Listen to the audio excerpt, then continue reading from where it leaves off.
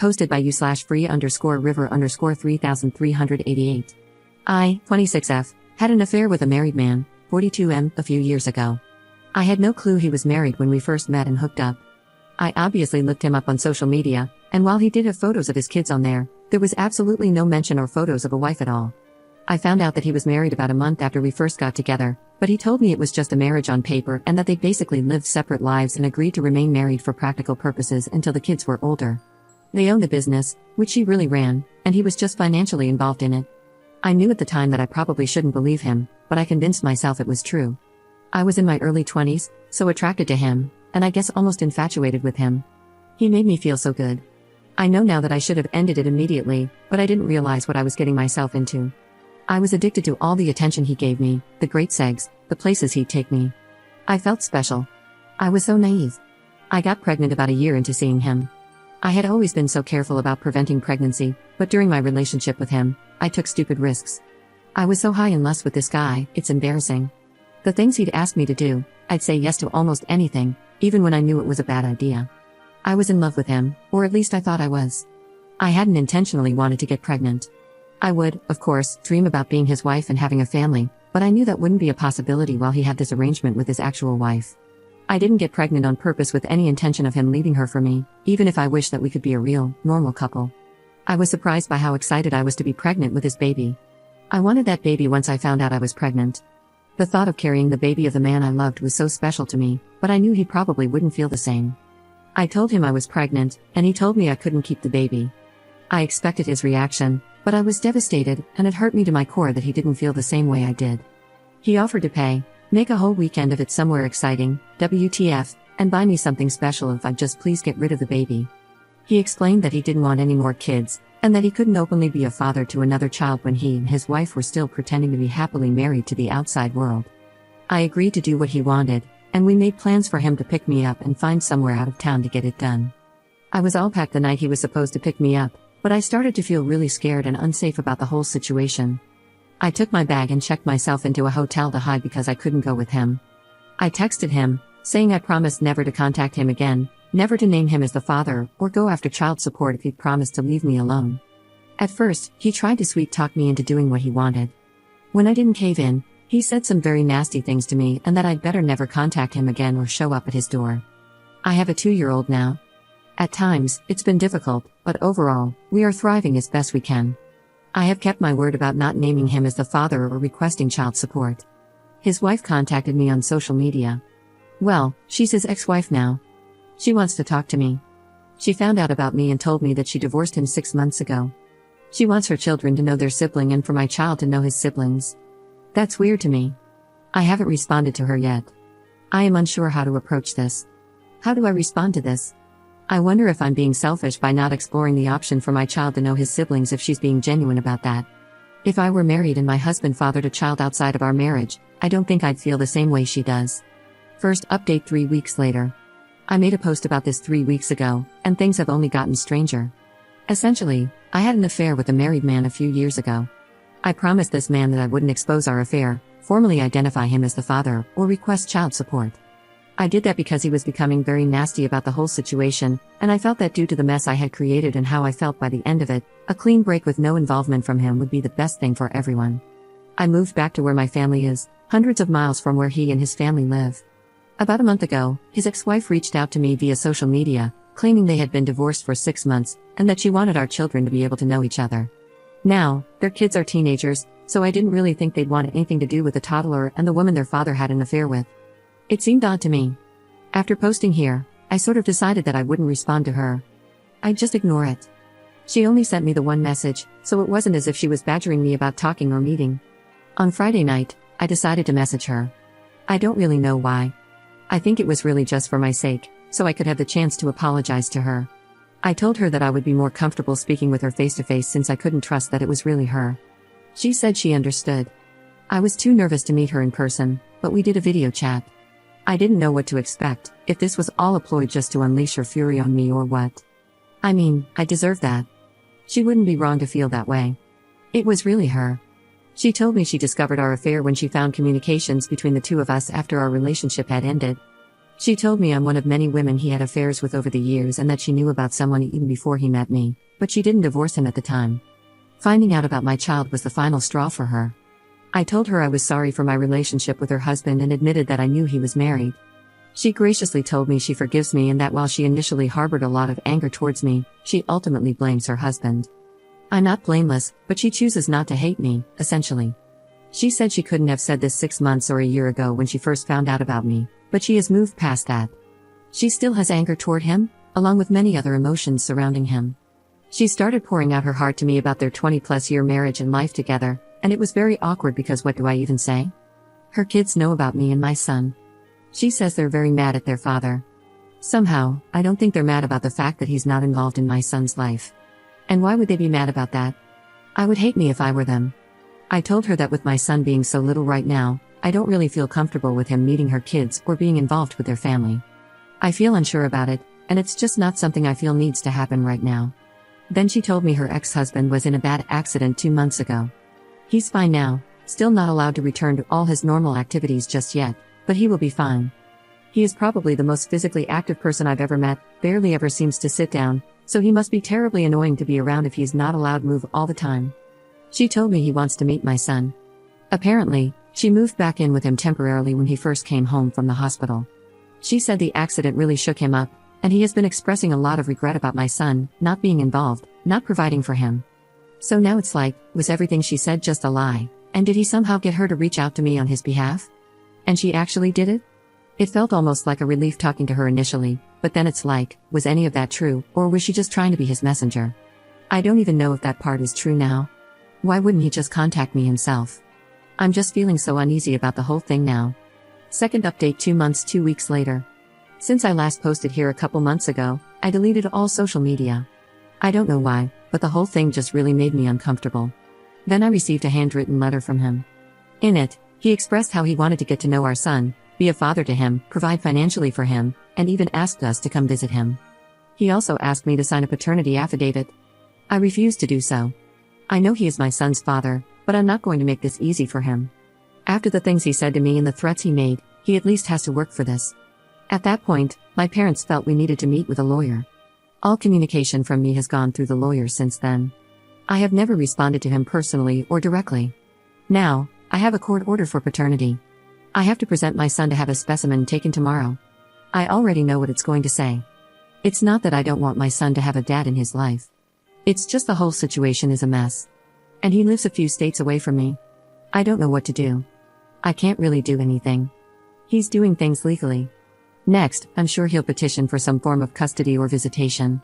He's not married anymore, supposedly, but he's a lot more established than I am.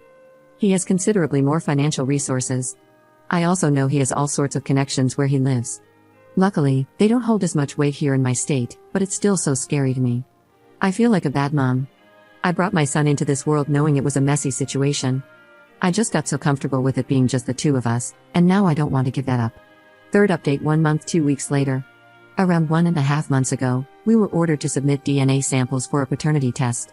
It took about 5 weeks to get the results, which confirmed what I already knew. But now things are stalled for another several weeks for the next step in the court process. I haven't talked to him at all during this whole thing. I didn't respond directly to his letter. I do have a lawyer, and everything is basically going through him now.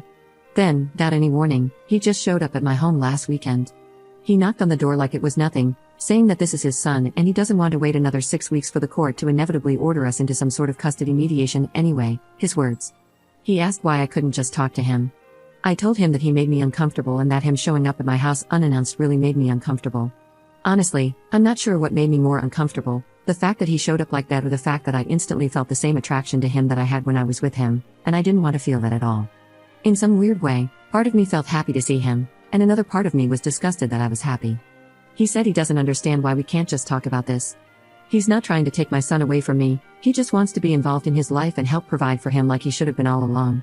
He's sorry he wasn't there when our son was born, and he's sorry he reacted the way he did when I didn't go along with his plans for the abortion. Why can't I believe that he just wants to be a dad to his kid? I guess I agree with him. Why can't I just accept that he's had a change of heart? But I can't trust myself. I can't trust my own judgment. I feel like if I easily let him into my son's life, I'll end up regretting it and be made a fool of somehow.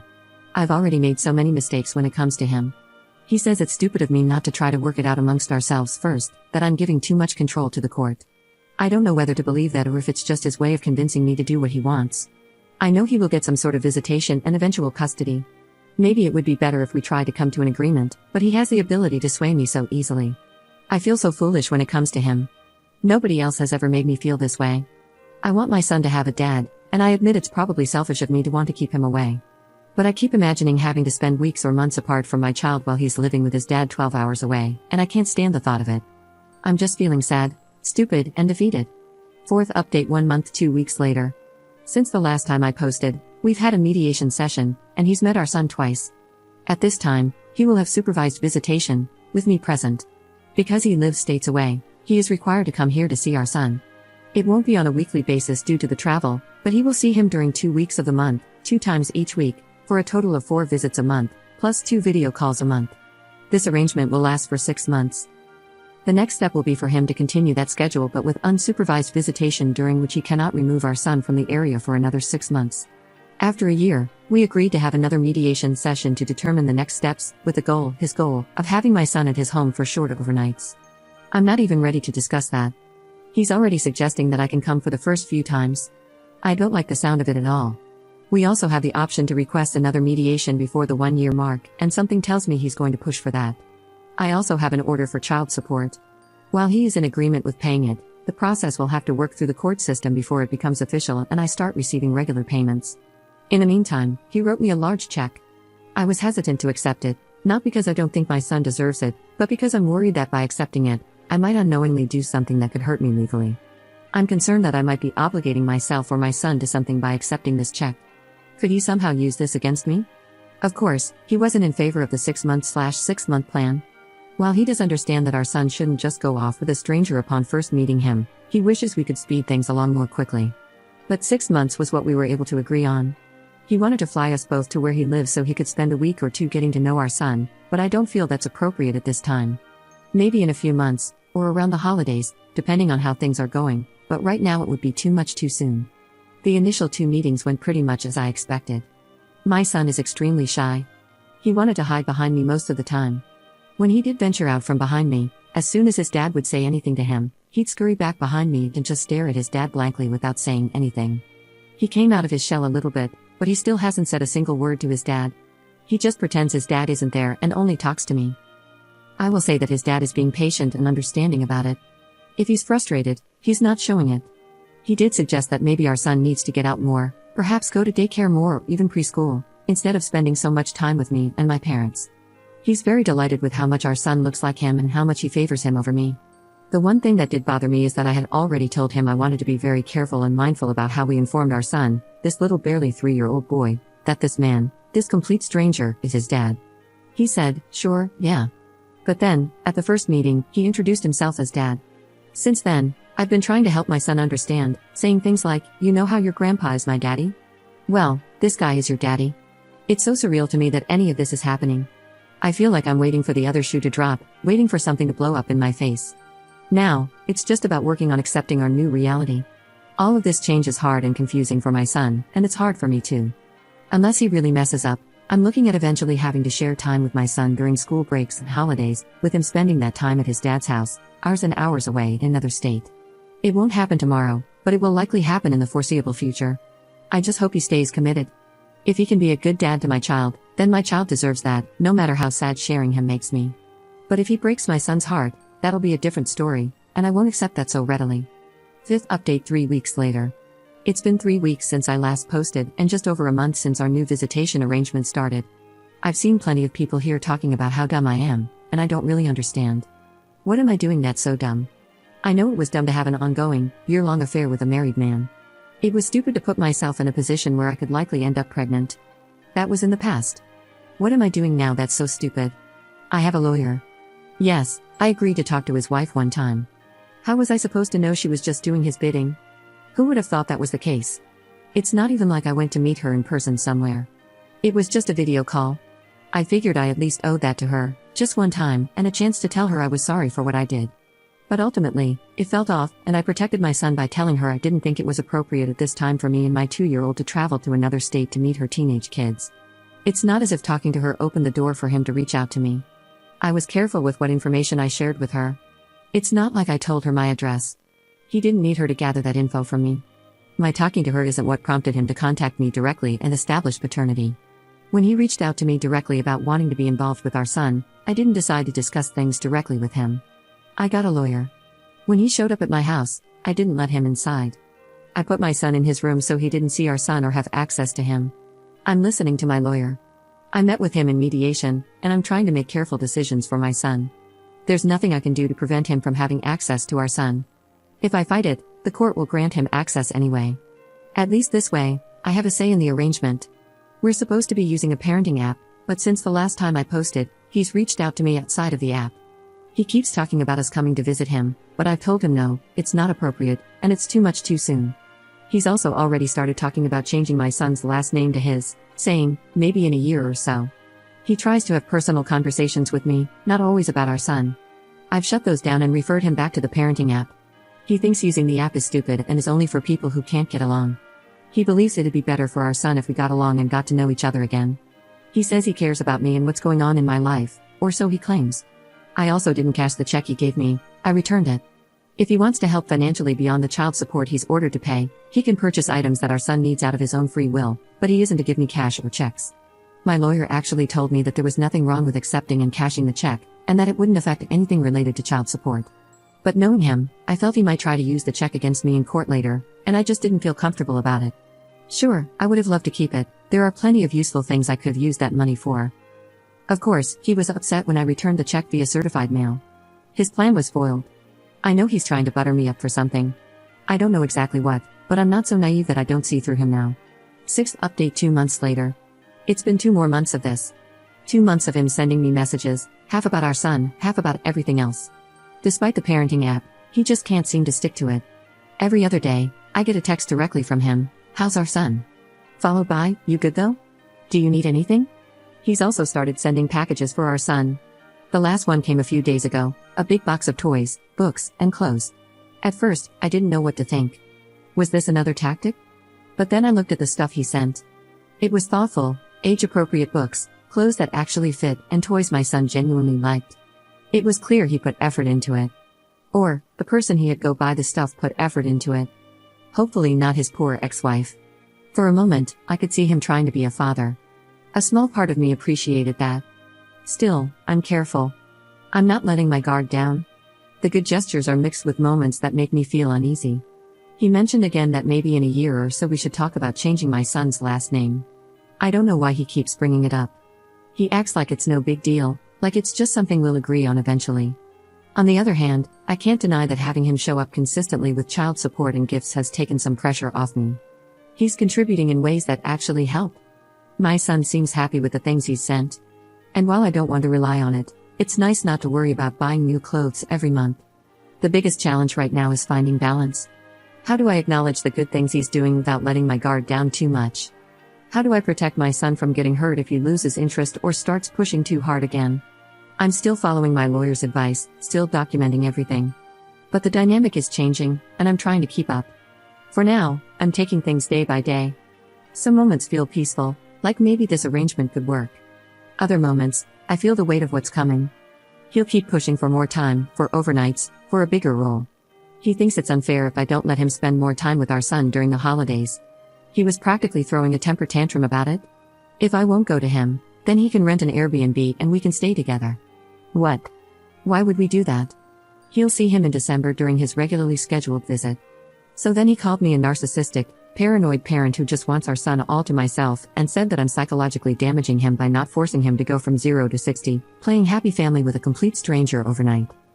The thing is, he has a way of saying it that makes me start to believe it, and then I worry if I'm really being that way.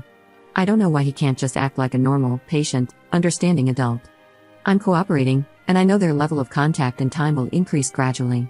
That's the key word, gradually.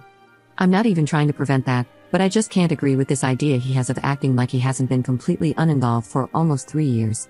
He's also trying to bribe me with money again. I'm not talking about the court-ordered child support and things like that. He asked me how much debt I had, and I wouldn't tell him. He kept pushing me to tell him because he would consider paying it off for me. Come on, let me help you.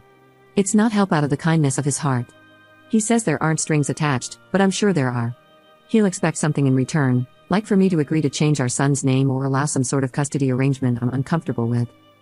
I do have a lot of debt that's a huge stressor on me, and yes, I've considered taking advantage of his offer, but not when I know my son is the price I have to pay. He told me he can find out how much debt I have if I don't tell him, and that he knows a lot more about me than I realize. I hope that's just him trying to intimidate me. It sounds like it's mostly just talk, something stupid he'd say. He is sounding more and more like his old self though. So much for this accident really changing him for the better. He's really had me fooled at moments. At the end of the day, it's not money or fancy things that would go a long way with me. It's things like a genuine apology for threatening to unalive me, little things like that, which go completely ignored and swept under the rug, that would mean much more to me, but only if it were completely genuine.